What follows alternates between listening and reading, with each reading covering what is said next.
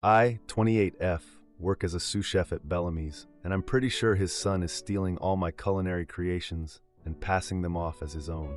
I graduated culinary school 2 years ago and got offered this position about 6 months back. It came with relocation assistance and a 2-year contract with a seriously painful financial penalty if I break it early. When I first arrived, things seemed great. Marcus welcomed me warmly and told me stories about our dads. The hours are brutal though. I work split shifts 6 days a week, 7 a.m. to 11 a.m. prep, then 4 p.m. midnight service, so I barely have a social life in this new city. About 3 months into working at Bellamy's, I created this seasonal dessert using local ingredients that regular customers went crazy for. It was honestly one of my best creations. One evening, a local food blogger came in, and I noticed Marcus presenting my dessert to them, describing it as his latest creation. I told myself maybe I misheard. Later that night, I approached Marcus in the kitchen and gently pointed out that he presented my dessert as his own. He just laughed and said, "We're a team, right? My kitchen, my menu, my creations. That's how it works in this business." I was taken aback but didn't push it. I thought maybe this was normal in established restaurants. It didn't align with what I learned in culinary school about chef attribution. But what do I know? The following week, the food blogger published this glowing review of Bellamy's, specifically praising Chef Marcus's innovative dessert with a photo of my creation. What bothered me most was seeing Marcus show the review to George, saying, "I knew you had it in you to turn this place around." I stood there watching, feeling invisible. Mini update before I continue. I just checked my contract again during my break and confirmed there's definitely language about recipe ownership belonging to the restaurant, but nothing specifically saying the head chef gets personal credit for everything created in the kitchen. Things got worse when Marcus asked me to develop 3 new seasonal main courses for an upcoming special event. I spent hours after my shifts experimenting with recipes. During staff meal, he actually dismissed several of my ideas in front of everyone, only to later tell me privately to develop them further, just to see what happens. I should have seen the warning signs. The night before the special event, I worked until 3 a.m. perfecting these 3 dishes, left detailed prep instructions for the morning team, and dragged myself home for a few hours of sleep. When I arrived for my evening shift, I found Marcus conducting a pre-service tasting with the staff, presenting my exact dishes with only minor garnish changes as his new menu items he's been developing all week. I just stood there watching as everyone complimented him on his creativity. One of the line cooks kept glancing between me and Marcus with this weird look, and I realized she knew what was happening. After the special event, where my dishes received exceptional feedback, Marcus was interviewed by a regional food magazine about his creative process. I tried to discuss the situation again with him, more directly this time. I explained that while I understand team dynamics, proper attribution matters for my career development. His friendly demeanor instantly changed, and he reminded me that my contract gave Bellamy's ownership of any recipes created during my employment. The next day, I arrived at work to find the staff huddled around Marcus as he demonstrated his technique for one of my signature preparations. When he noticed me watching, he called me over with this exaggerated friendliness, asking me to learn this technique too, as if he was teaching me something new. The staff looked uncomfortable as I stood there while Marcus explained my own technique back to me. During service that night, a food critic arrived unexpectedly. Marcus immediately took over my station and sent me to the prep area. Through the kitchen doors, I watched him present my dishes to the critic, explaining his inspiration and creative process. I was fuming, but kept my mouth shut. After service, George came into the kitchen announcing that the critic loved the meal and wants to feature Marcus in an upcoming spotlight on innovative chefs. He put his arm around me and said, "Thank you for supporting my son's vision. I know your father would be proud to see you two working together this way." I nearly burst into tears right there. Later that night, as I was cleaning up alone, Aria approached me and said, "Those were your dishes, not his. We all know it." She revealed that Marcus has a history of taking credit for other chefs' work, and that the previous sous chef left because of it, a fact that was covered up as a family emergency. Apparently, I'm just the latest victim in his pattern. I'm driving myself crazy trying to figure out what to do. I need this job financially, and I genuinely care about George and the restaurant. But Marcus is stealing my creativity in a way that could impact my entire career. I've started documenting everything, taking photos of my development process and keeping detailed notes. but I'm not sure what I'll do with this evidence. The final straw came yesterday. Marcus approached me with an unusual request. A national cooking competition has invited him to participate, and he needs me to help him practice after hours. Translation: create competition-worthy dishes for him to pass off as his own on national TV. When I hesitated, he reminded me that as executive chef, he determines my shifts, duties, and whether my contract gets renewed. I feel trapped between my professional integrity and the practical realities of my situation. I don't want to hurt George or the restaurant, which has been struggling financially until recently, but I also can't keep watching Marcus build his career with my work. Thanks for reading this far. I'm honestly at a loss about what to do next. I haven't told anyone else about the full extent of what's happening yet. What should I do? Now for the first update. First of all, wow. I did not expect my post about being a chef whose boss steals my recipes to blow up like this. Rip my inbox. Thank you all for the support, advice, and even the job offers. Seriously, I'm touched. So it's been about a week since my original post, and things have somehow gotten even worse.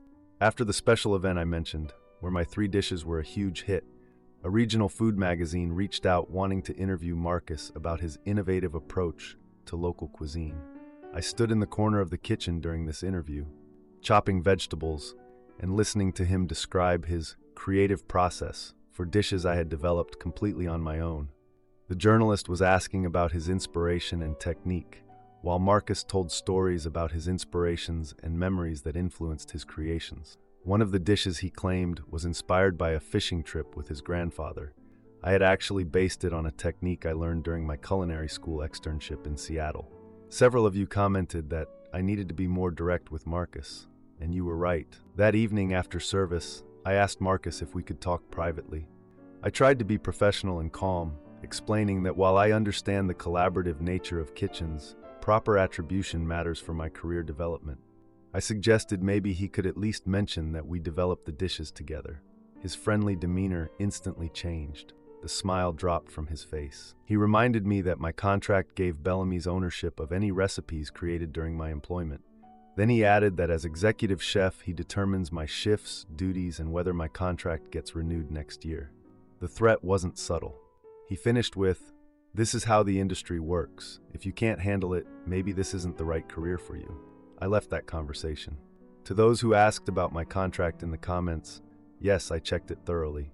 I spent my next day off reviewing my contract line by line, hoping to find some loophole. The fine print did indeed give Bellamy's ownership of any recipes I created while employed there.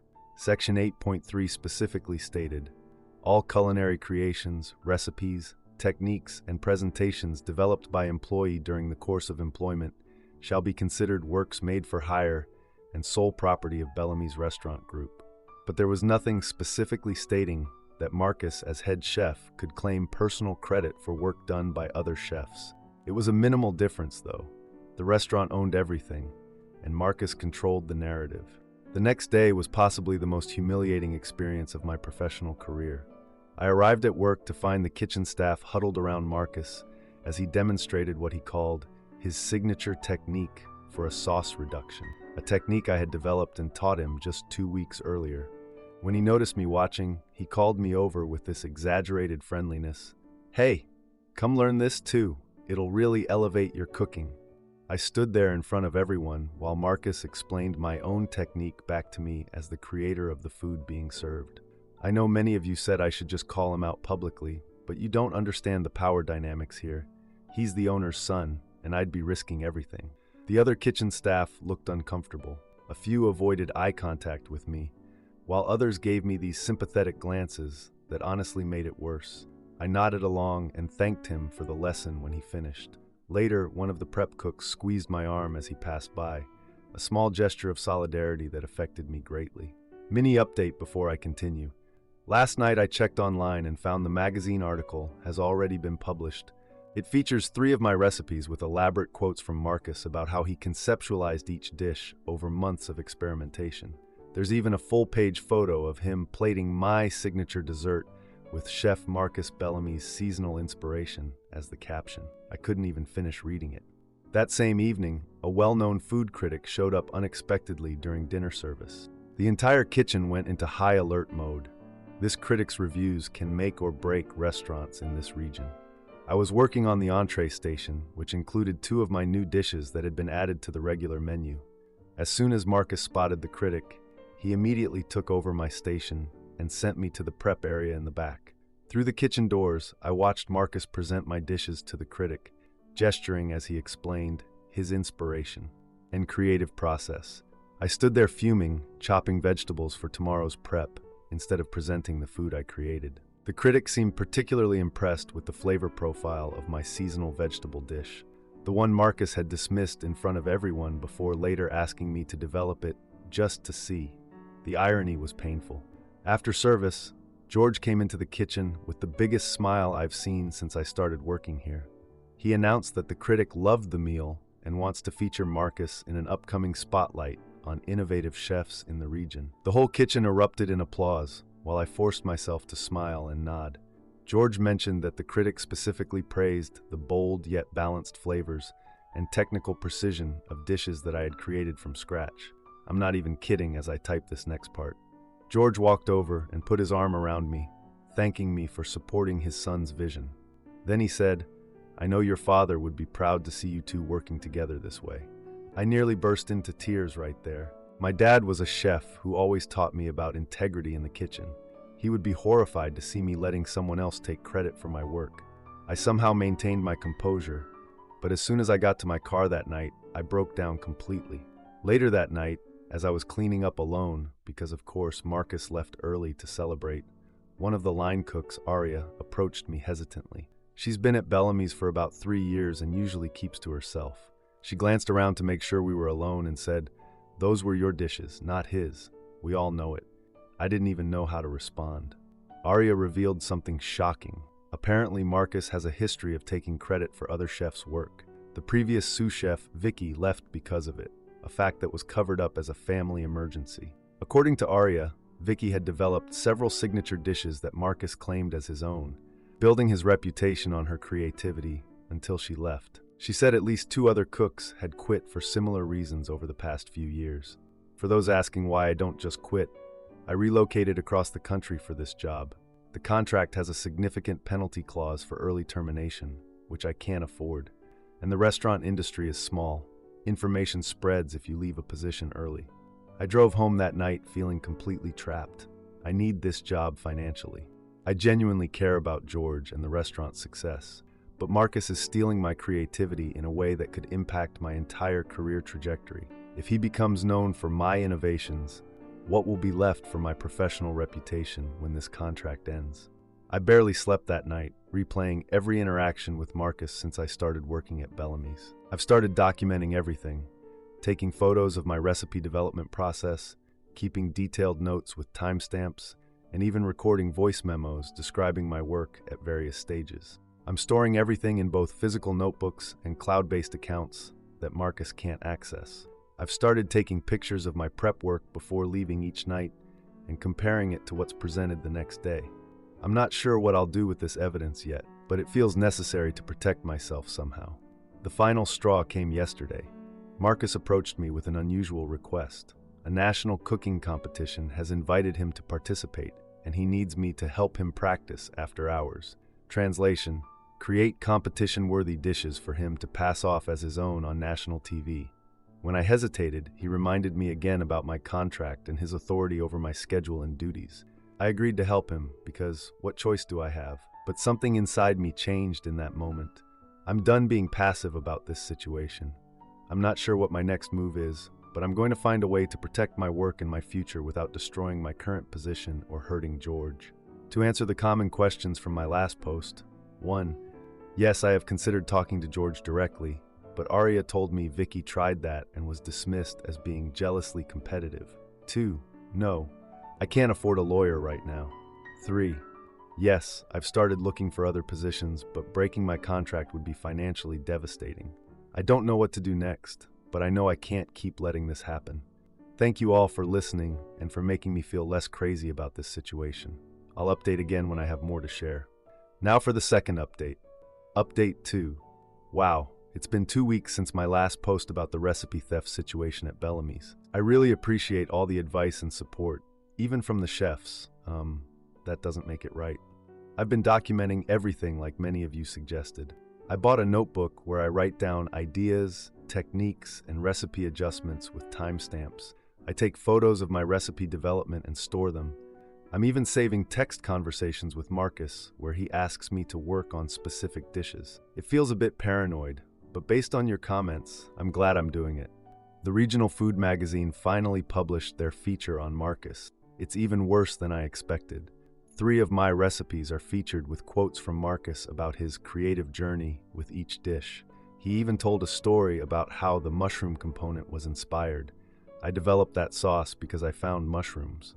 The hardest part is seeing how happy George is about all the attention. He pulled me aside yesterday to tell me that bookings have increased by over 40% since the article came out. We might finally get out of the financial hole we've been in, he said. The restaurant means everything to him, and I keep reminding myself that at least my food is helping save my dad's best friend's business, even if I'm not getting the credit. For those asking if I'm being compensated at all, well, kind of. I came in for my shift yesterday and found an envelope on my station containing a bonus check. It wasn't huge, about $300, but there was a note from George thanking me for supporting the team during this exciting time. I stared at that check, feeling so conflicted. On one hand, it's acknowledgement of my contribution. On the other hand, George has no idea that my creations are what's saving his restaurant while his son takes all the credit. The situation got even more complicated yesterday. I was prepping for service when Marcus approached me. He told me that a national cooking competition has invited him to participate, and he needs me to help him practice after hours.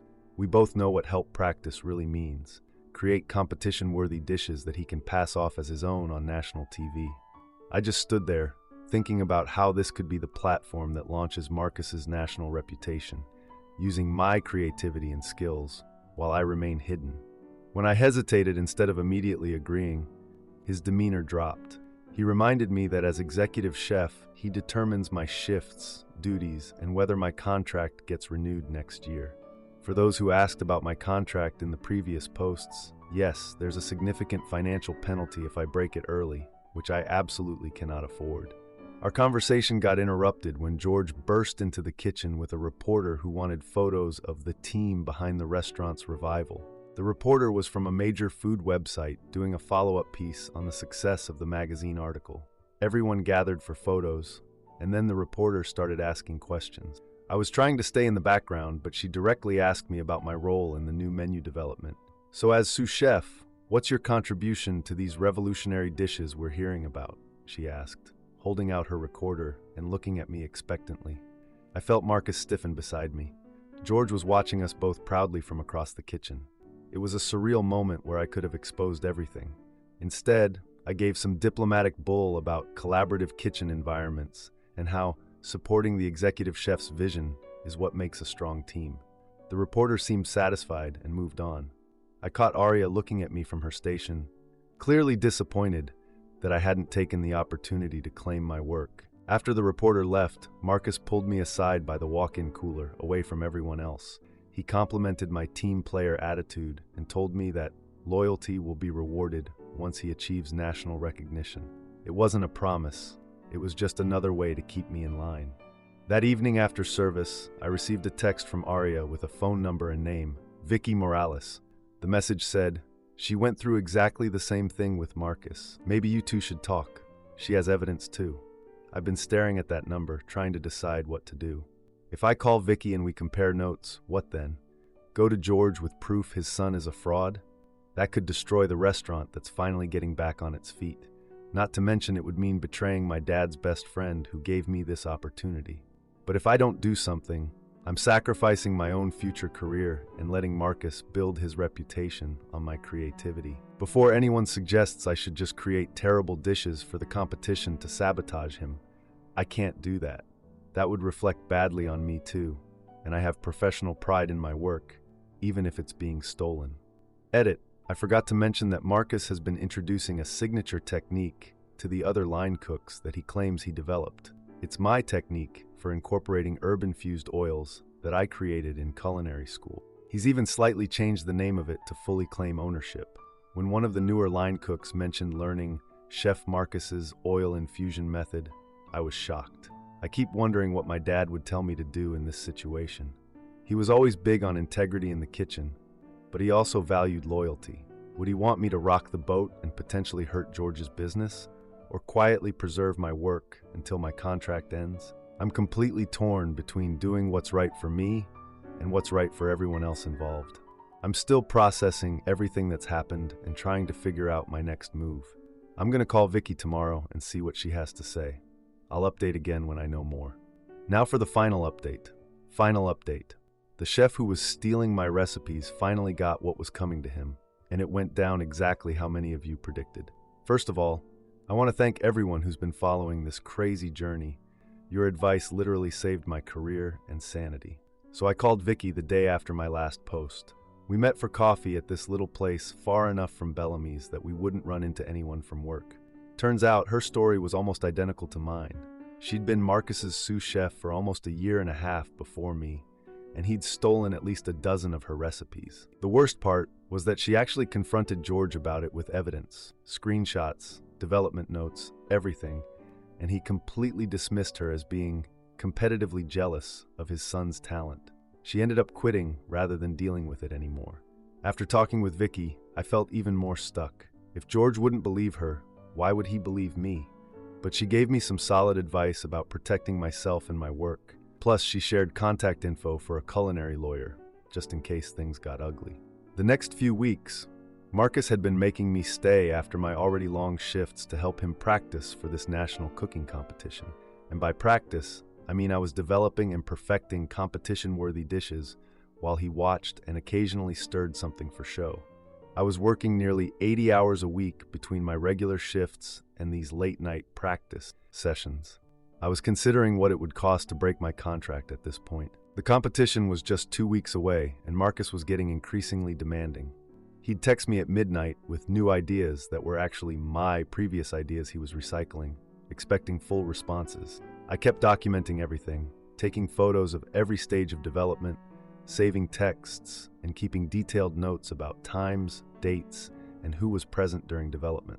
Last Wednesday, George stopped by during one of our late practice sessions. He stood in the corner of the kitchen, watching as Marcus presented my carefully developed mushroom and truffle risotto with fermented garlic oil and sous vide egg yolk, a dish I'd been perfecting for over 2 weeks, as if he'd created it himself.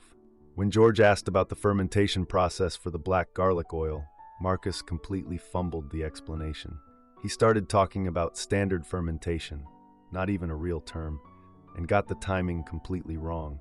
George looked confused, and I couldn't stop myself from stepping in to clarify the actual 14-day process and temperature control required. George glanced between us. A few minutes later, he asked Marcus to speak with him privately in the office. They were gone for almost 20 minutes, the longest 20 minutes of my life, honestly. When Marcus came back, he announced that I would be accompanying him to the competition as his assistant, something he had conveniently never mentioned before. Arya caught my eye from across the kitchen and raised her eyebrows. Something had definitely shifted. The competition was held at a convention center about an hour away. The morning of the event, Marcus barely spoke to me during the drive. I was nervous but also weirdly calm. I'd been preparing for this competition more thoroughly than anything in my entire culinary career, even if no one would know it was my work. The setup, 5 cooking stations, lights, cameras, and a panel of 3 judges. I recognized Chef Eliza Montoya immediately. I'd studied her techniques in culinary school. Marcus strutted around while I quietly unpacked our equipment and got everything organized. During the first round, I worked efficiently behind the scenes, prepping components and quietly reminding Marcus of critical timing. He performed for the judges and cameras, confidently describing his creative process while I did most of the actual cooking when the cameras weren't on us.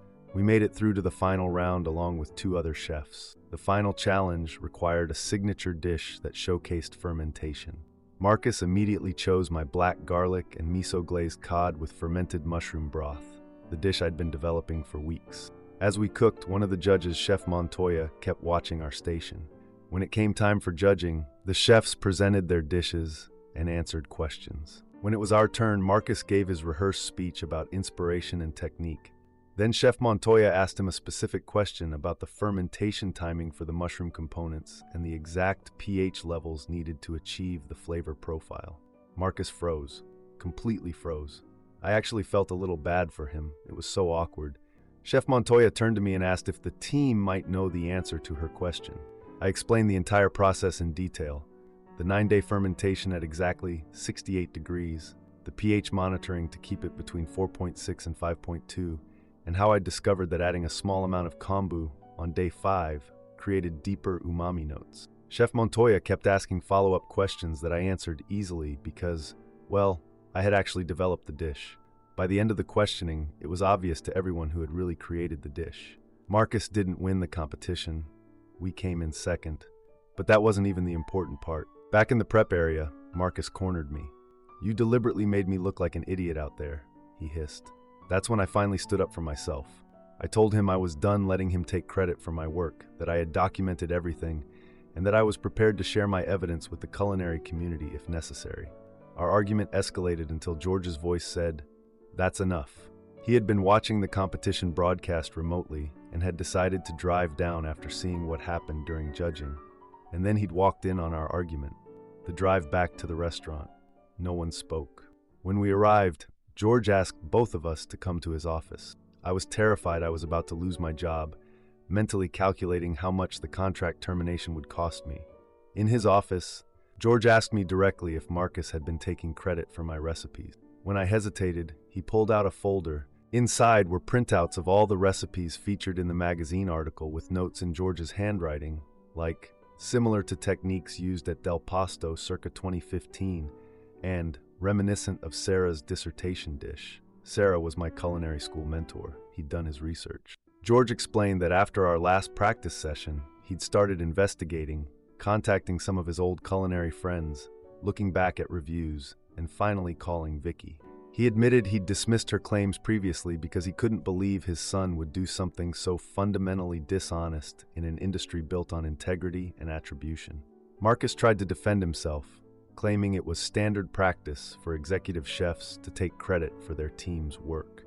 George shut him down immediately, saying there's a difference between menu oversight and outright theft of someone else's creativity. What happened next shocked me. George apologized to me directly for not seeing what was happening in his own kitchen. Then he told Marcus he had two choices: either step down from his executive chef position and work under a new head chef they would hire, or leave Bellamy's entirely. Marcus stormed out without a word. That was 3 days ago. Marcus hasn't been back to the restaurant since. Apparently he's staying at a friend's place. George asked me to temporarily take over as acting head chef while they figure out next steps. The kitchen staff has been incredibly supportive. Turns out everyone knew what was happening, but were afraid to speak up. Yesterday, I received an email from Chef Montoya asking if I'd be interested in discussing some professional opportunities with her. And this morning, George presented me with a new contract. No termination penalty, better hours, creative control over the menu, and proper attribution for my dishes. It's still sinking in that this is over. I keep waiting, but it seems like things are changing for the better. Though I'm still documenting everything, old habits die hard. Edit. A lot of you asked about what happened with the magazine that published the article crediting Marcus for my recipes. George actually reached out to them himself and explained the situation. They're planning to run a correction and a new feature focusing on emerging talent in the culinary world, with me as one of the featured chefs. I'm still processing all of this, honestly. Also, Arya has been promoted to sous chef, which makes me incredibly happy. She deserves it after being the only one brave enough to help me through this whole ordeal. Looking back on this entire experience, I can finally see how much I've grown, not just as a chef, but as a person who values her own work. I'm grateful to this community for giving me the courage to stand up for myself when it seemed impossible.